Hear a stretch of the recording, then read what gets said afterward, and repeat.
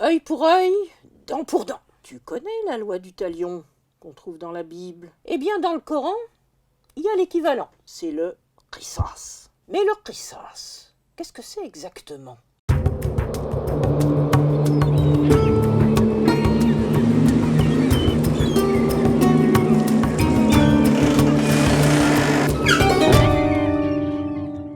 Allons voir ça de plus près à la racine. Comme tu sais le faire maintenant, on enlève d'abord toutes les voyelles. Il nous reste donc le Q, le S et le S, qui nous donnent le verbe qassa, et non pas qassasa, qui est trop difficile à prononcer. Mais qassa pour tout le monde, en arabe, c'est raconter des qissa, raconter des histoires.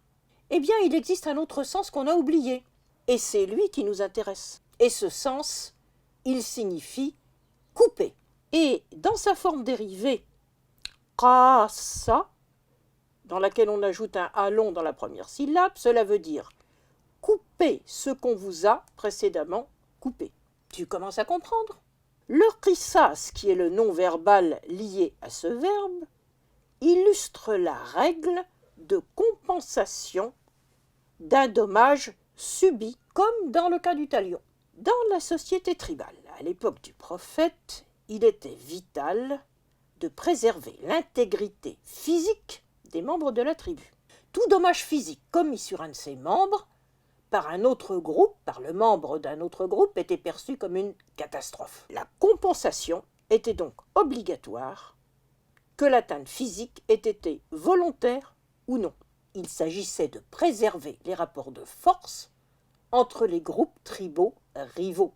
C'est pourquoi, par exemple, dans le cas d'une razzia, en général, c'était un vol de chameau, on agissait par la ruse, en s'efforçant de ne blesser ni de tuer personne. La réciprocité, telle qu'elle est définie dans le Coran, ne s'applique donc qu'à des dommages corporels, tuer ou blesser quelqu'un.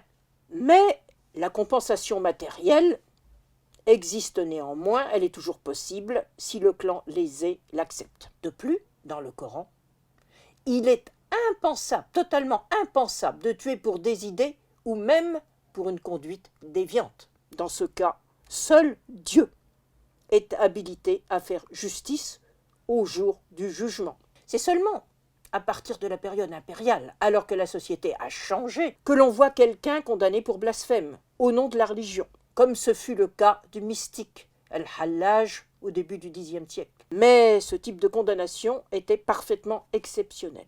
Alors, jeter des homosexuels du haut d'un toit, comme on l'a vu récemment, assassiner des dessinateurs, comme ceux de Charlie Hebdo, c'est par conséquent en totale contradiction avec le texte du Coran.